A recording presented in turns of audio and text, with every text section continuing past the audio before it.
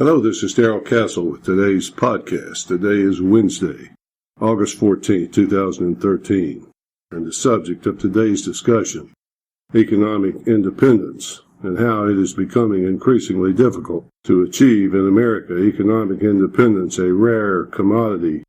In the America of today, economic independence is defined for our discussion as being able to take care of yourself without any assistance from anyone else. That means you own a small business or you have a full-time job.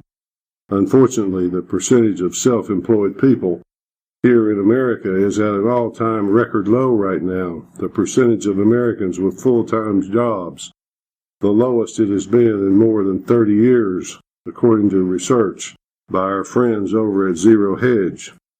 The result of all this is that more and more people are forced into the arms of government dependence, and they must have the government for their assistance. In total, about half of all Americans get money from the government.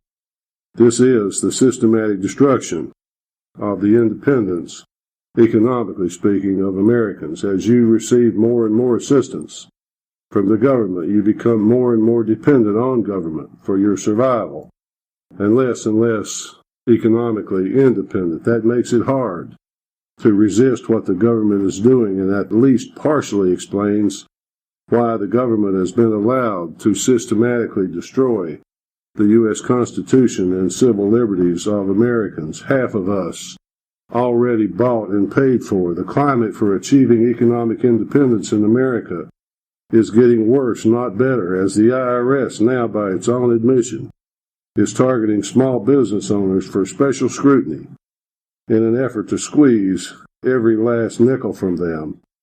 Full-time employment is at 47% of the workforce and declining. Only 47% of the workforce is fully employed.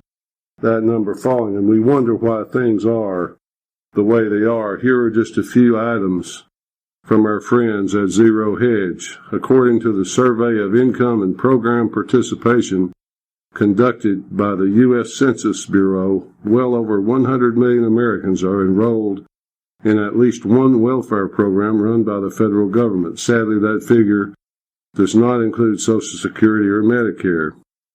Today, the federal government runs about 80 different means-tested welfare programs, and almost all of these programs have experienced substantial growth in recent years.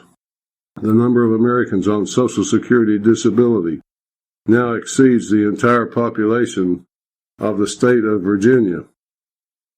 In 1968, there were 51 full-time workers for every American on disability.